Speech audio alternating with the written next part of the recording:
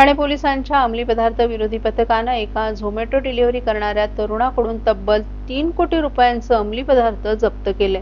तर ठाणे पोलिसांच्या गुन्हे अन्वेषण शाखेच्या पथकानं गवंडी काम करणाऱ्या व्यक्तींकडून 92 लाख रुपयांचे अंमली पदार्थ जप्त केले।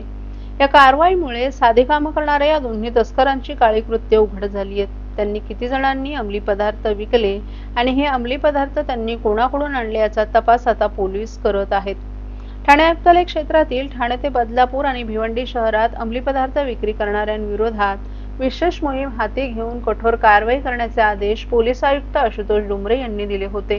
त्यानुसार अप्पर पोलीस आयुक्त डॉक्टर पंजाबराव उगले, पोलीस उपायुक्त अमरसिंग जाधव यांनी गुन्हे अन्वेषण शाखा आणि अंमली पदार्थ विरोधी पथकांना कारवाईच्या सूचना केल्या होत्या।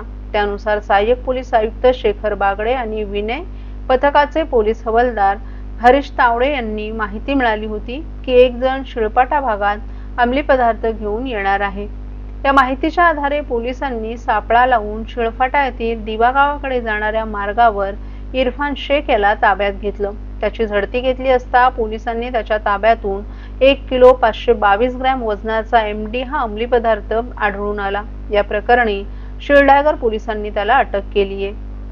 62 ग्रॅम MD मेफेडोन हा अंमली पदार्थ जप्त करण्यात आलेला आहे, ज्याची किंमत 92,68,000 रुपये इतकी आहे। त्याच्यावर कायदेशीर कारवाई केली आहे। मान्य न्यायालयाने त्याची 30 तारखेपर्यंत पोलीस कोठडी रिमांड दिलेली आहे।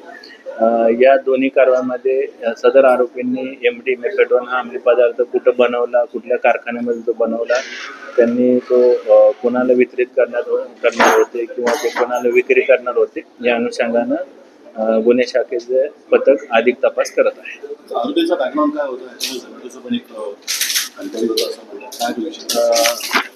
आरोपी इरफान शेख राहणार उलवे रायगड हा पूर्वी 6 महिन्यापूर्वी झोमॅटोमध्ये डिलिव्हरी बॉय म्हणून काम करत होता। सध्या तो इतर काय दुसरं काम करत आहे असं निष्पन्न झालं।